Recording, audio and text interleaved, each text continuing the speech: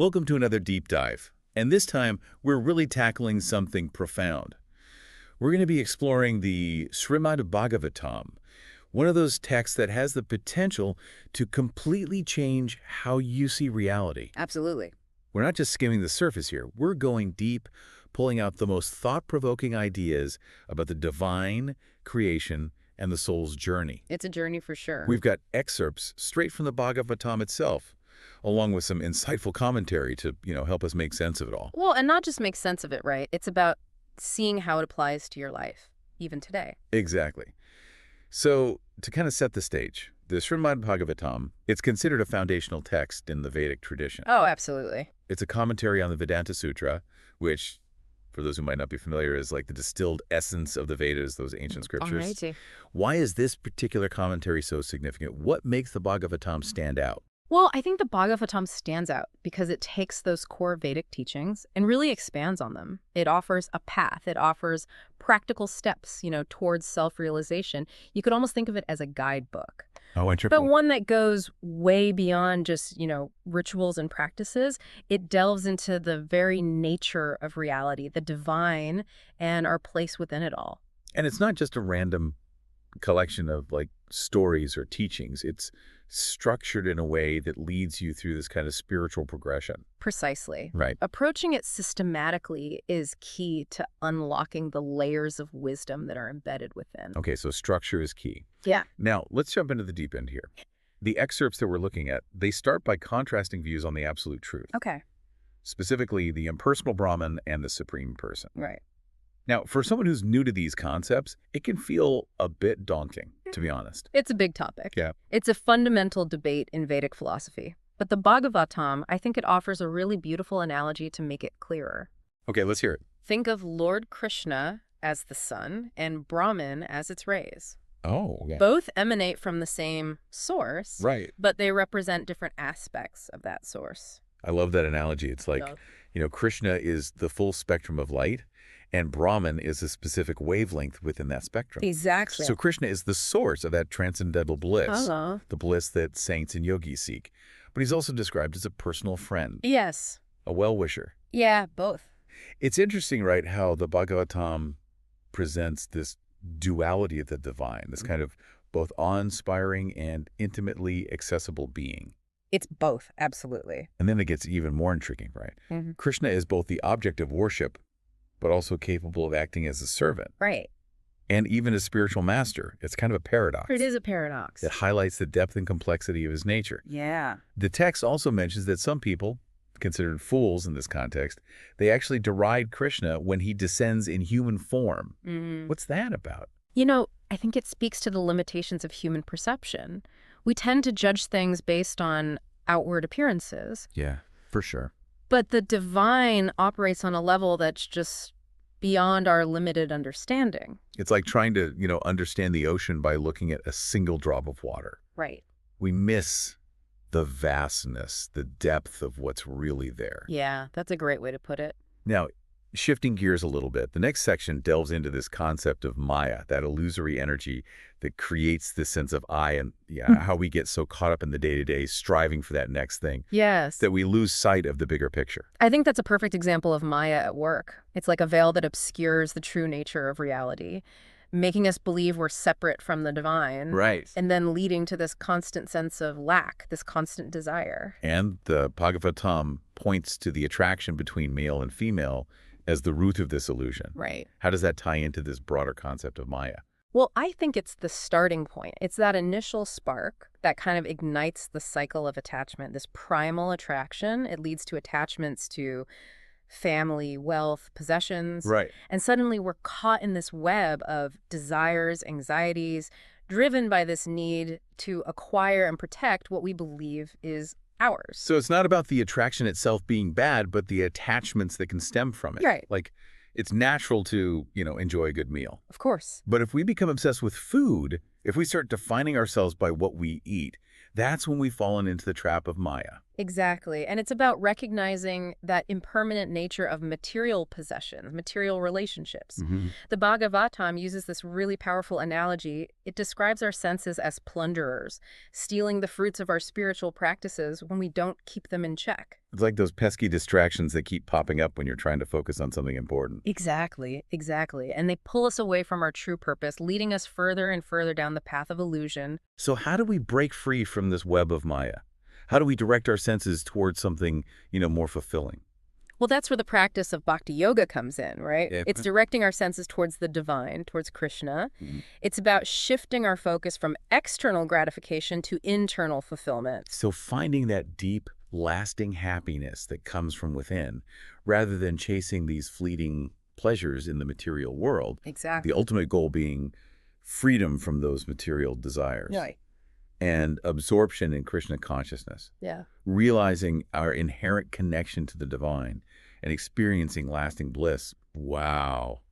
That's a powerful image, being so absorbed in the divine that material desires simply fall away. It is. Speaking of powerful, the next section focuses on the story of Ajamila, a man who, shall we say, lived a less than virtuous life. Yes, he had some challenges. But here's the wild part. Even he found liberation. He did. So tell me what happened. His story truly illustrates the incredible potency of the holy name.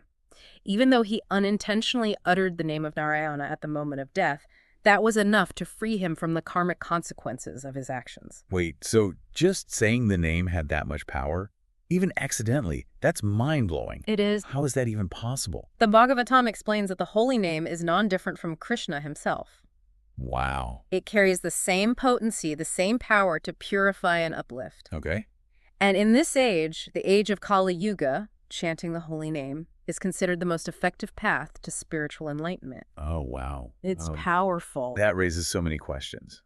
If even an accidental utterance can be so impactful, imagine the potential of dedicated chanting. Right. It makes you think about the power of intention, even beyond our conscious effort. Exactly. Okay, so how can we consciously harness that power of the holy name in our own lives?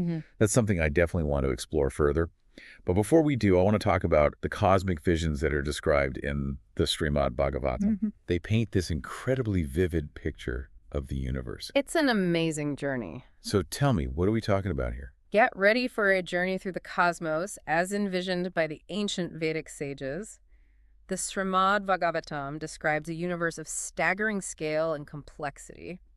Imagine concentric islands. They're called Dvipas, and they're surrounded by these oceans. Okay, so I'm picturing something like a cosmic bullseye. But what's so special about these descriptions? Are they just, fantastical stories? Well, they certainly are imaginative, Yeah.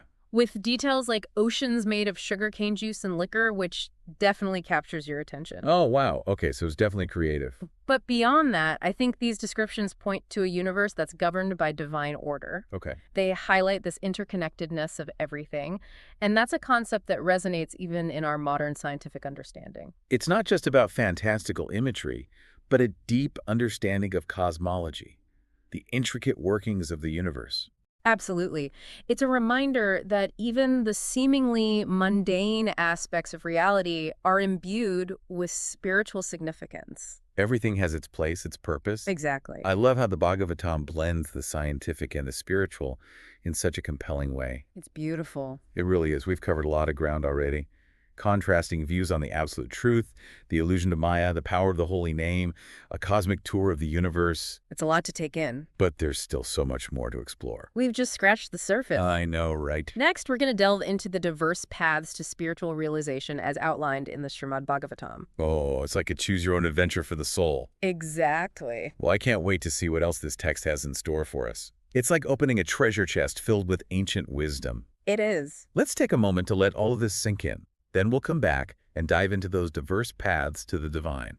You won't want to miss this. Definitely not. Welcome back. We've been exploring the Srimad Bhagavatam, and now we're diving into this fascinating array of paths to spiritual realization that it lays out. It's not like there's just one right way, is there? Not at all, no.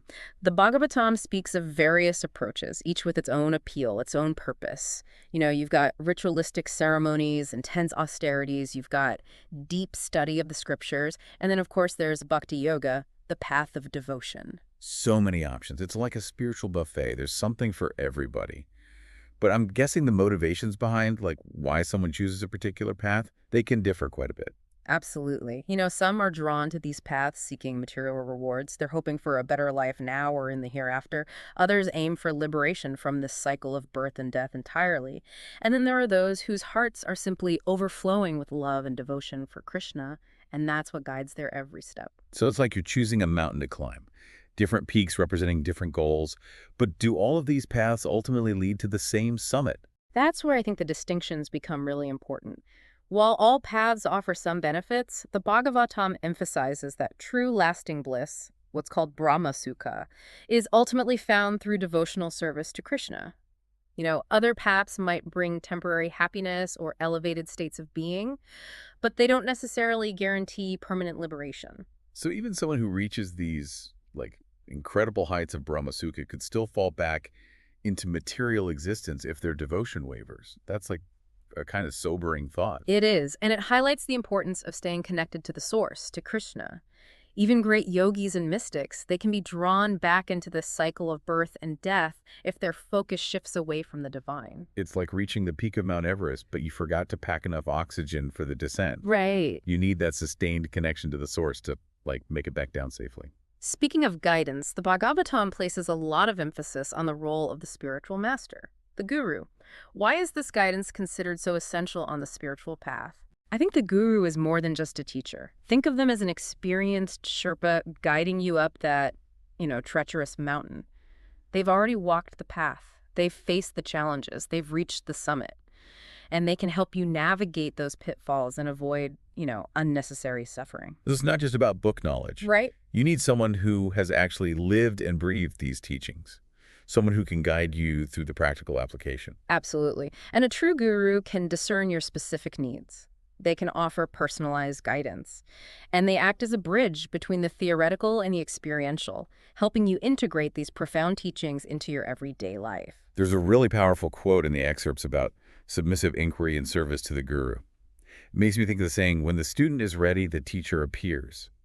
But how do you know if you've found a genuine spiritual master? I mean, are there any red flags to watch out for? The Bhagavatam is pretty clear on the qualities of a bona fide guru. They should be deeply rooted in those scriptural conclusions, and they should embody those principles in their own lives.